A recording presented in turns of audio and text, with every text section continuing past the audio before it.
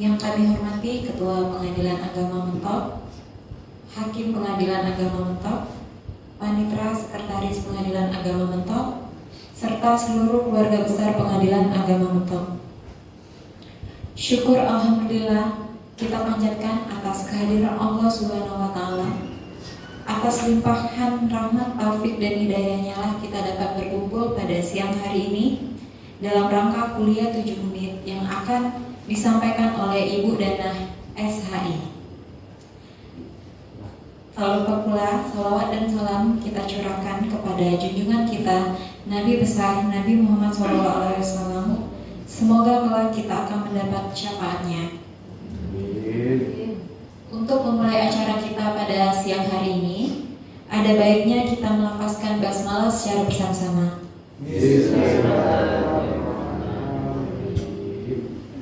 Langsung saja kita mendengarkan kuliah 7 menit dari Ibu Dana. Kepada Ibu Dana kami persilakan.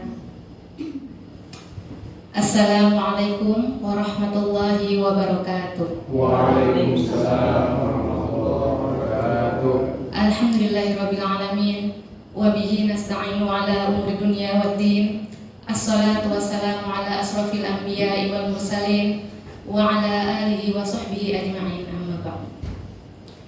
Yang sama-sama kita hormati Ketua Pengadilan Agama Mentok Bapak Hermanto SHI ME, yang sama-sama kita hormati Ibu Wakil Ketua Pengadilan Agama Mentok Ibu Komaria SHI ME, yang sama-sama kita hormati Bapak Hakim, Bapak Panitera, Bapak Sekretaris, para pejabat fungsional struktural, Bapak Ibu ASN, serta rekan-rekan PPN-PN yang kami banggakan.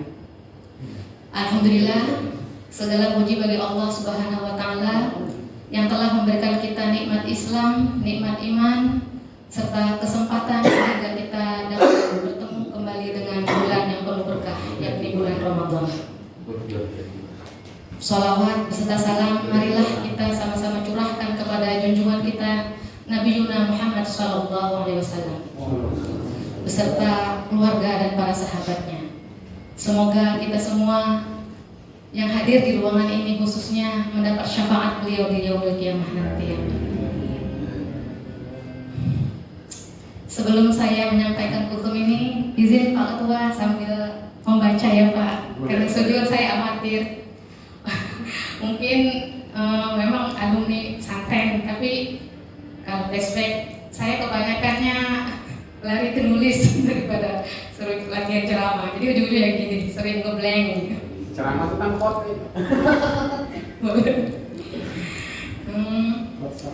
Baiklah, biar gak lama-lama ya, dalam kesempatan ini kita langsung saja ya.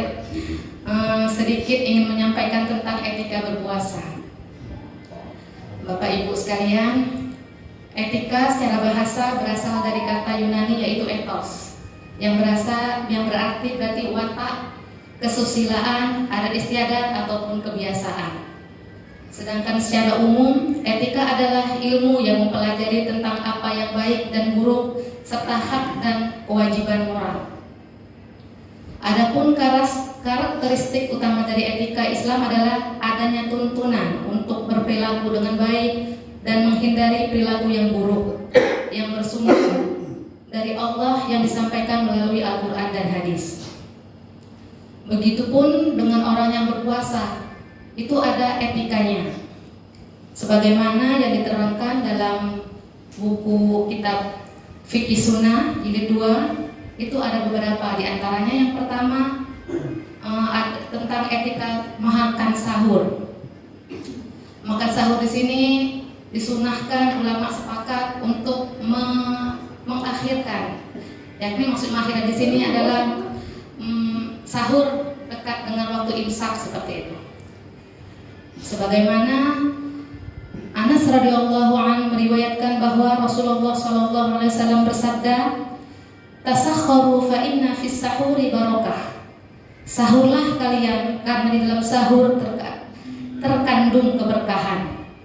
Nah, jadi walaupun yang fisiknya kuat, yang mungkin tahan untuk tidak makan, tidak sahur, diusahakan untuk mengambil sunnah, usahakan untuk tetap bersahur. Seperti itu. Apalagi yang bapak-bapak yang musafir. Ya, diusahakan untuk bersahur karena untuk mengambil keberkahan. Oh, apa? Kami undangan. Terus etika selanjutnya itu etika tentang waktu bersahur juga ada. Telah diterangkan dalam kitab tersebut. Yang mana kalau waktu bersahur itu ya tadi harus dekat dengan mendekati waktu imsak atau mendekati waktu subuh. Ya, karena setelah sahur tidak lama lagi nunggu subuh. Jangan sampai sahurnya jam 3 atau jam 2 ada seperti itu. Subuhnya malah kelewat. Jangan sampai seperti itu. Kita mendahulukan sahur untuk berpuasa, malah yang lebih wajib juga kita tinggalkan. Karena dulu ada sahabat Rasulullah itu Zaid bin Sabit radhiyallahu anhu berkata, kami itu sahur bersama Rasulullah SAW, kemudian kami melaksanakan sholat. Aku bertanya kepada beliau, berapakah jeda waktu antara sahur dan sholat? Beliau menjawab, ini Nabi yang menjawab ya, kira-kira katanya bacaan 50 ayat. Jadi nggak terlalu lama antara waktu sahur dengan waktu sholat. Etika selanjutnya yaitu tentang menyegarkan berbuka puasa, menyegerakan berbuka puasa. Jadi sahur dilambatkan, sedangkan untuk berbuka kita disegerakan. Ketika ada azan, jangan lagi kita nantilah sholat dulu.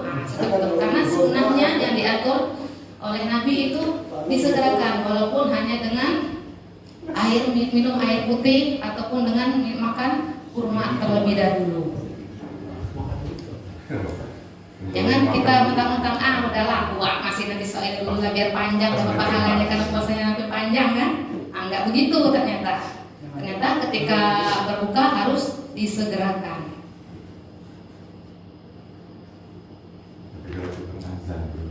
Selanjutnya etika selanjutnya itu berdoa pada saat berbuka puasa. Jadi salah satu waktu yang dimustajab doanya itu adalah waktu ketika seseorang setelah berbuka puasa. Jadi jangan disia-siakan seperti itu. Jadi jangan buru-buru nanti untuk makan, buka sebentar langsung sholat, langsung gitu lahap makan. Jadi jangan sampai lupa untuk berdoa. Adapun doa yang dianjurkan seperti itu disebutkan dalam riwayat sahih Nabi Muhammad SAW berbuka seraya membaca doa yaitu Zahabat dhama'u wabtalatil uruqu wa thabatal ajru insyaallah. Jangan lupa ya Bapak Ibu semua untuk membaca doa. Nanti saking haus, saking laparnya, langsung tancap gas. Enggak lagi doa. Padahal waktu itu waktu yang mustajab, salah satu waktu yang doanya dimustajab sama Allah Subhanahu wa taala. Lanjut etika selanjutnya itu menahan diri dari hal yang bertentangan dengan puasa. Bapak Ibu sekalian, sebagaimana kita ketahui, puasa adalah salah satu ibadah paling utama yang disyariatkan untuk mensucikan jiwa dan membiasakannya dengan kebaikan-kebaikan. Oleh karena itu, orang yang berpuasa hendaknya memelihara diri dari tindakan-tindakan yang bakal merusak nilai-nilai puasa itu sendiri. Karena tujuan dari puasa itu sendiri adalah meningkatkan ketakwaan kita. Sebagaimana yang telah disebutkan dalam Al-Quran yang artinya, wahai orang-orang yang beriman, diwajibkan atas kamu berpuasa sebagaimana diwajibkan atas orang-orang sebelum kamu, agar kamu bertakwa. Jadi puasa itu adalah salah satu jalan untuk meningkatkan ketakwaan kita. Apalagi kita sekarang ada di era digital yang sangat pesat. Kita menghadapi tantangan baru dalam menjaga etika puasa. Salah satunya yaitu pengaruh media sosial dan internet. Sebagaimana kita ketahui, teknologi itu dapat memberikan kita manfaat yang besar dalam berbagai aspek kehidupan. Namun, jika kita tidak bijak menggunakan media sosial ataupun internet, itu menjadi sumber besar godaan yang bakal merusak nilai-nilai puasa kita. Oleh karena itu, hendaknya kita yang berpuasa harus berhati-hati dalam memilih kata-kata. Karena apa? Karena apa yang kita ketik, kita unggah, kita buat status, apa yang kita sampaikan di media sosial merupakan bagian dari lisan kita itu sendiri di dunia maya. Jadi puasa itu bukan hanya menahan diri dari lapar dan dahaga ya, dan haus, tapi juga menahan perilaku kita. Memang kita anggaplah di ke dunia nyata kita diam, santai seperti itu. Tapi di media sosial, entah di WA, entah di Facebook, entah di Instagram, buat status yang ya entah mau nyindir siapa seperti itu, nggak tahu, atau mungkin niatnya sih untuk muhasabah diri. Tapi ya pokoknya kita harus pintar-pintar memilih kata-kata, jangan sampai kata-kata yang kita maksud untuk baik malahan menjadi merusak nilai puasa kita itu sendiri, karena ada orang yang tersinggung dengan apa yang kita unggah. Sebuah status. Apa? Sebuah status. Nah itu boleh tuh, tapi hati-hati juga, nanti orang nggak tahan puasa. Sibuk mau ini menggoda orang.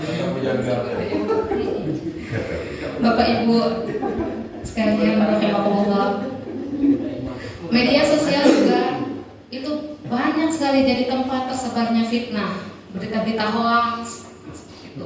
Kita harus hati-hati. Ya bukan berarti kita tidak boleh. Ini kan katanya harus bijak, harus bisa memanfaatkan dengan sebaik-baiknya agar kita tidak terjerumus ikut-ikutan. Padahal kita nggak tahu berita itu benar apa enggak. Ikut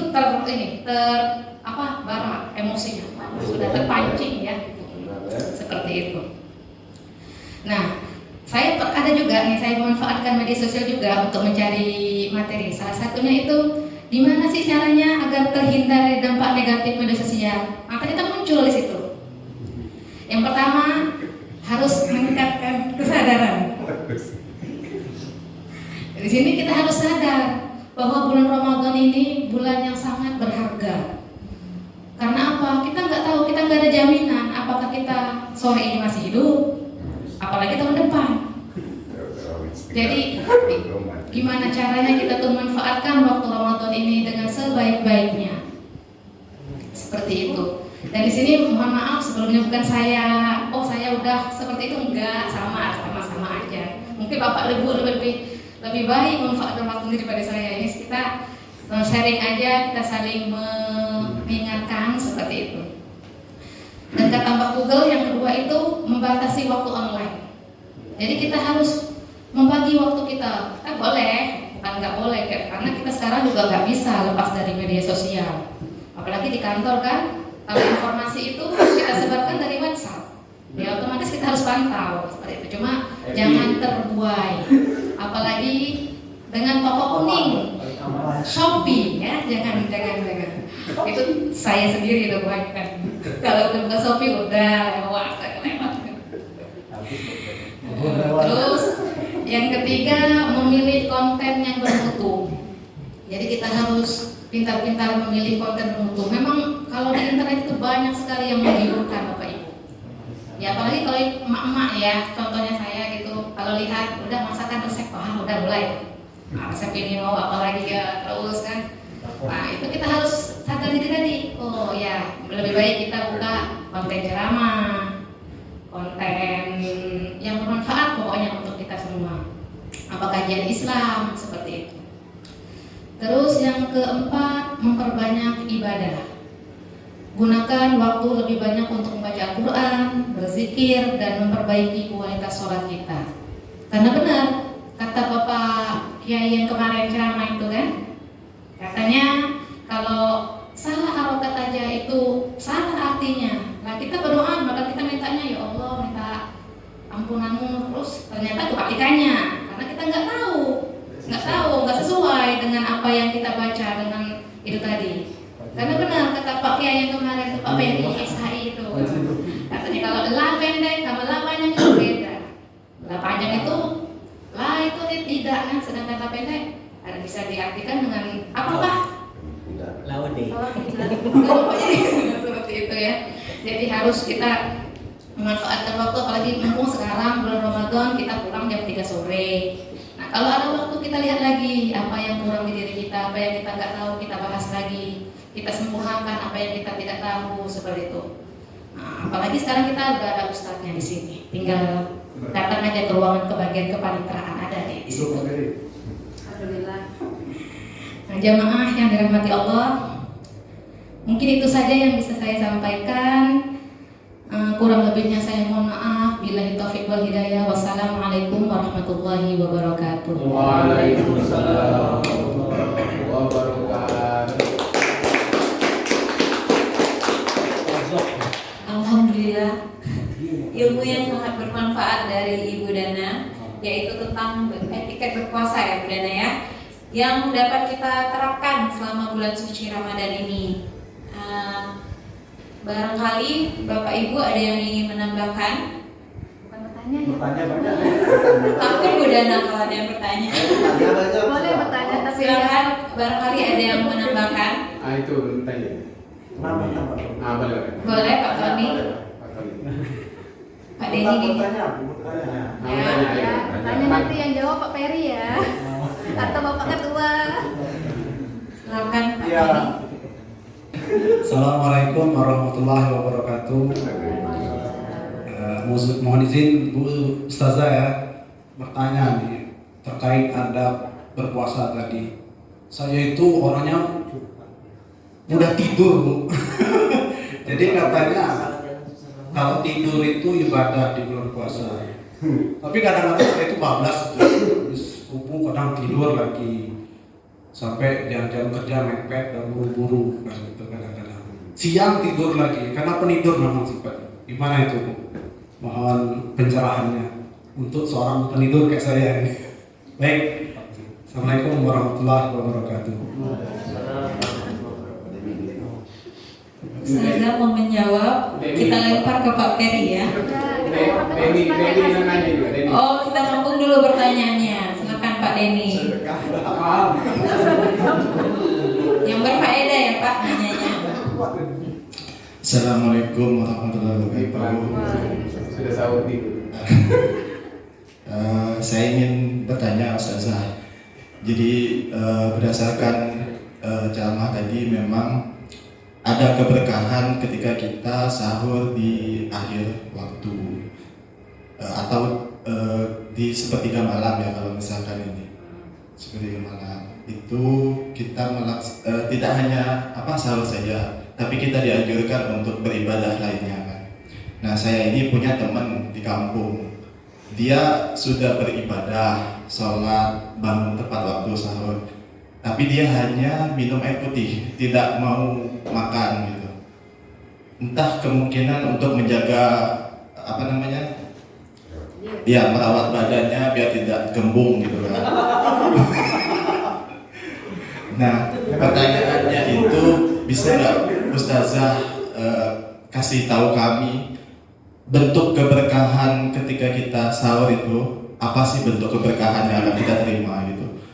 Contoh keberkahan apa yang kita terima. Jadi saya bisa kasih tahu kan teman saya kalau dia tidak makan, tidak sahur, oh Anda akan kehilangan ini gitu kan. Inisial Aspin. Ini siang.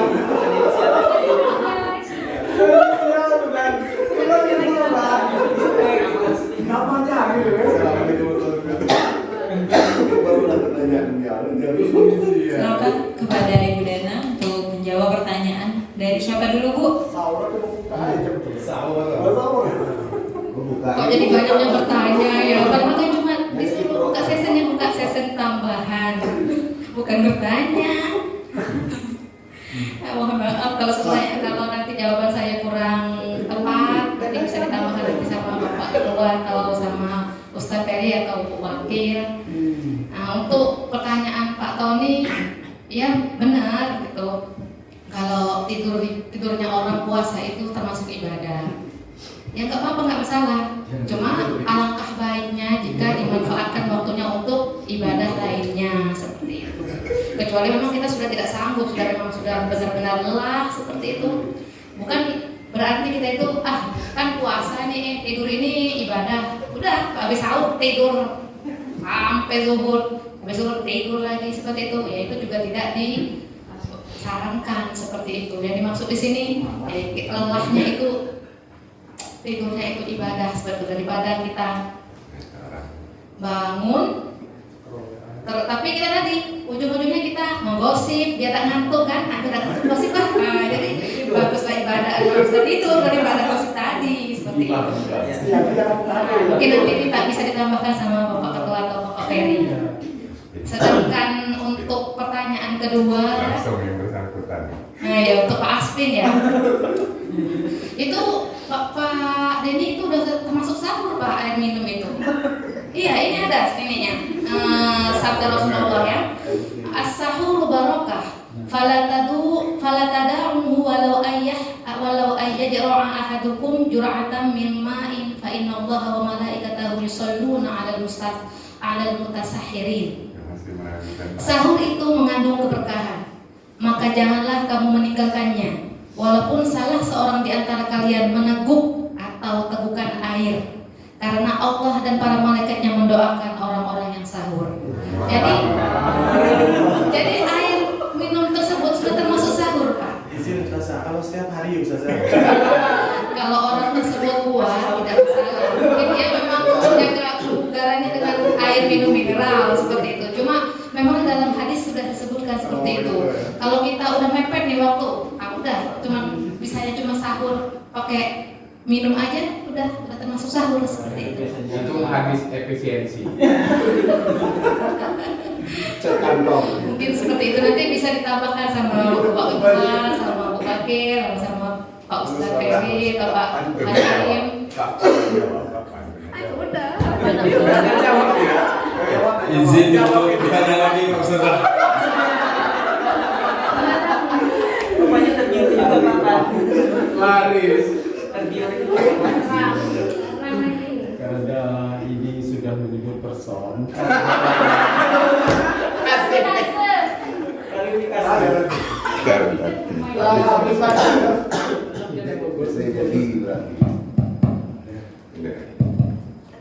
Jadi jawab berkahnya dia.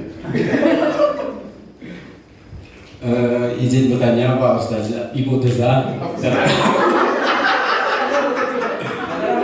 Karena teman-teman ini sudah menyebutnya person tertuju kepada saya, jadi jujur Pak Ketua, yang saya lakukan hanya sebatas minum ketika bersahur itu sudah tahun kelima ini Pak. Ya, jadi pertanyaan saya, apakah ada keberkahan apabila saya memberitahukan atau memanggil teman-teman yang mestinya belum siap sahur, saya panggil misalnya.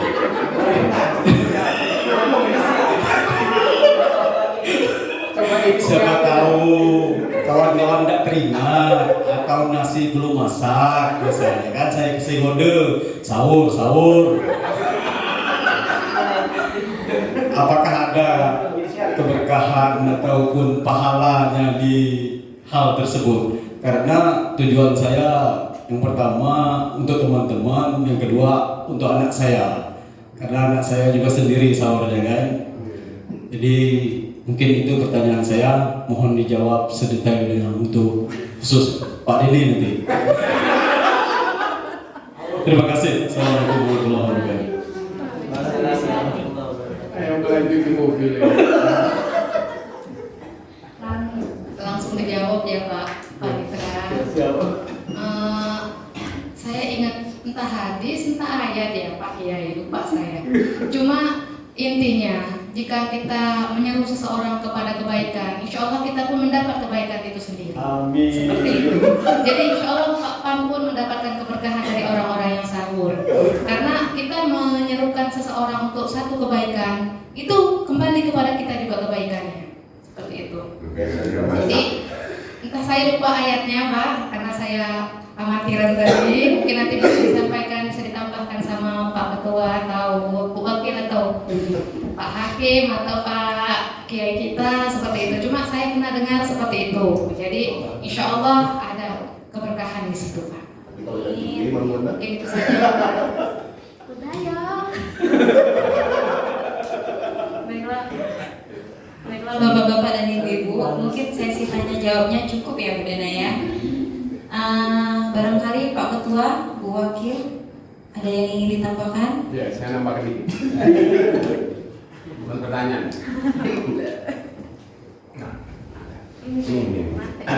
Jadi apa yang dijawab oleh Bu Nana tadi sebenarnya sudah tepat. Tapi saya akan menambahkan sedikit bahwa makan sahur itu adalah salah satu pembeda antara puasa dengan ahli kitab. Jadi antara puasa dengan orang Islam dengan orang yang ahli kitab itu terletaknya di sahurnya. Walaupun tadi dalam rangka efisiensi hanya minum air putih, itu kan. Tetapi memang harus ada yang masuk, walaupun itu seteguk air. Kurma juga bisa kayak gitu. Atau rusik juga bisa. Bisa semua. Ikan bakar yang sudah beku 3 minggu juga bisa kayak gitu kan. Itu ikan bakar es. Nah, memang keberkahan sahur itu seperti itu memang diharuskan. Karena salah satunya tadi selain yang dijawab oleh Dana tadi untuk sehat, untuk berkahnya juga, ya memang untuk tadi biar ada pembeda antara sahurnya, puasanya orang Muslim dengan orang ahli kitab pada zaman itu. Begitu. Jadi hanya menambahkan sedikit itu saja. Jadi mudah-mudahan bersahur. Nah, kalau memang ditagih apakah dengan membangunkan itu dapat pahala atau tidak, ya yakinlah setiap ada kebaikan pasti ada pahala. Wa may ya'mal misqala dzarratin khairan yarah wa may ya'mal misqala dzarratin syarran yarah. Walaupun itu kecil sekali sebuah kebaikan akan berbuah kebaikan. Keburukan akan berbuah keburukan. Jadi coba spill namanya kira-kira. Inisialnya saja. Ian RK tadi ya. Makan dua ya. Nah, jadi seperti itu. Jadi memang mudah-mudahan sahur kita menjadi sahur berkah buat kita, menjadi penopang kuat kita dalam melaksanakan puasa kita sehari-hari. Hanya itu saja. Assalamualaikum warahmatullahi wabarakatuh. Mungkin Pak Ustaz Peri mau cukup udah. Pak Iman ada mau nambahkan? Aku akan aku sama perempuan mana nambahkan? Oke. Kalau dari segi medsos yang paling sedikit dosanya dari segi medsos itu epi.